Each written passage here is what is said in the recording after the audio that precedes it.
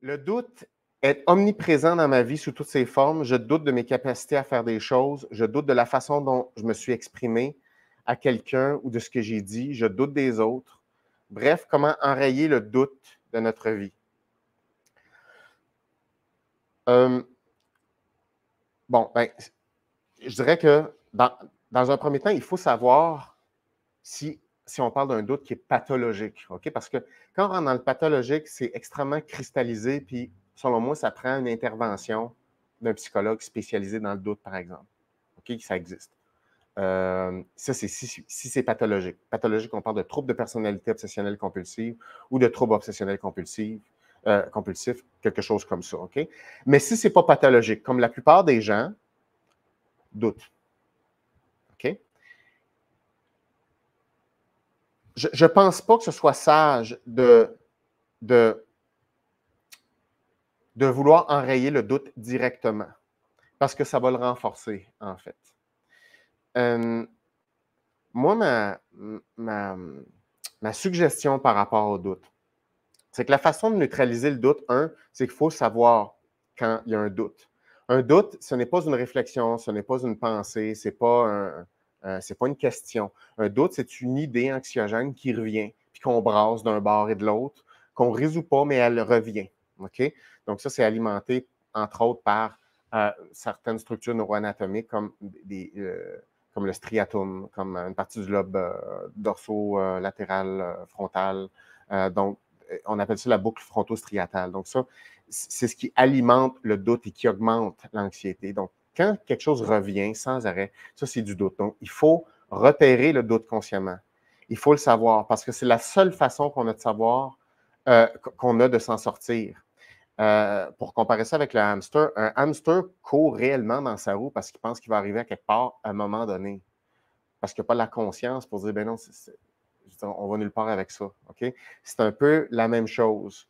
Donc, quand vous sentez ça, il faut, prendre conscience que c'est le doute et on sort de cette roue-là. Puis la façon de sortir de cette roue-là, c'est qu'il faut faire autre chose. Donc, la première chose, c'est il faut revenir à des décisions imparfaites.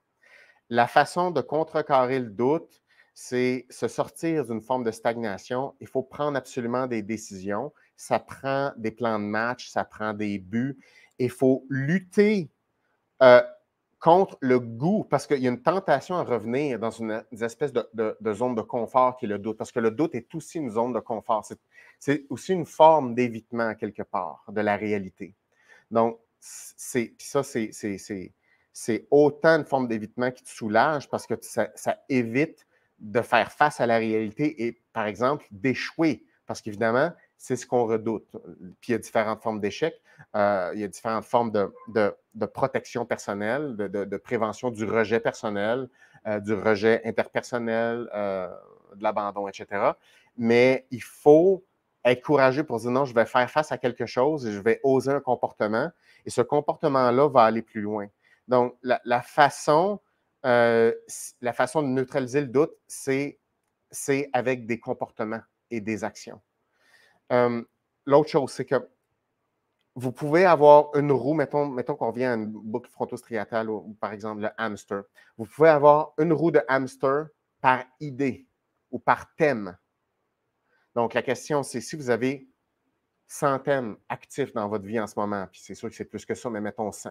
Ça veut dire que si vous avez une tendance à être facilement dans du doute et que vous ne savez pas repérer ce qui est du doute et ce qui n'est pas du doute, ça veut dire que vous allez renforcer les 100 autres boucles frontostriatales reliées aux 100 autres sujets, qui sont l'ensemble des préoccupations, des enjeux importants de votre vie. Donc, il y a un aspect contagion dans le doute. Donc, c'est pour ça qu'une personne qui est très anxieuse va douter beaucoup. Puis une personne qui est très anxieuse n'aura pas tendance à faire de l'anxiété uniquement sur une chose, va avoir tendance à faire de l'anxiété sur plusieurs thèmes. Puis quand ça devient trop grave, bien, il y a un nom à cette pathologie-là, ça s'appelle le trouble d'anxiété généralisé.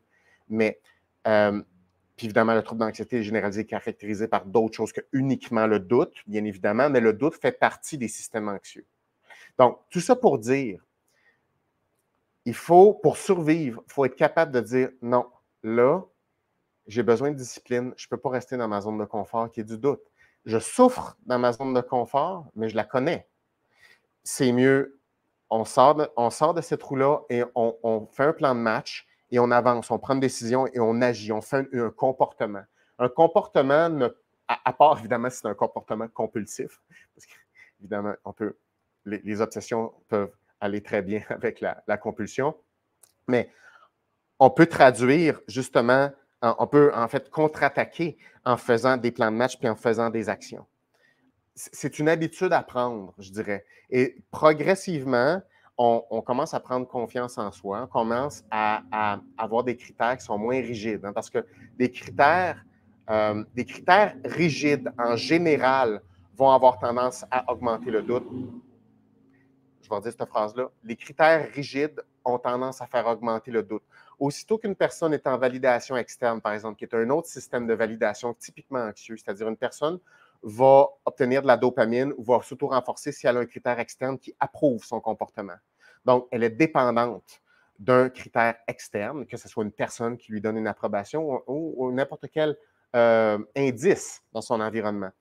Donc, toutes les validations externes qui sont surexploitées vont alimenter le doute parce qu'on n'est pas propriétaire de ces critères-là. Et même les critères externes, ce ne sont pas des critères absolus de compétence ou d'une approbation positive d'une action. C'est juste un cue qui est à l'extérieur de soi qui nous rassure.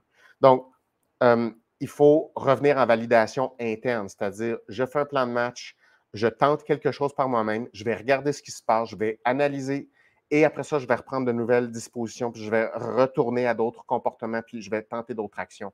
Et ça, c'est de la validation interne et c'est aussi de l'autonomie émotionnelle. Donc, l'anxiété, le doute d'une chose et le doute généralisé et la validation externe, ça va ensemble. Donc, il y a plusieurs outils pour, je dirais, traiter ou améliorer notre doute. C'est travailler la validation interne, être conscient de ne pas augmenter, rester dans des boucles frontostriatales ou dans des doutes et tenter des actions et accepter d'apprendre, puis d'accepter de ne pas être parfait. Donc, voilà, j'irai avec ça.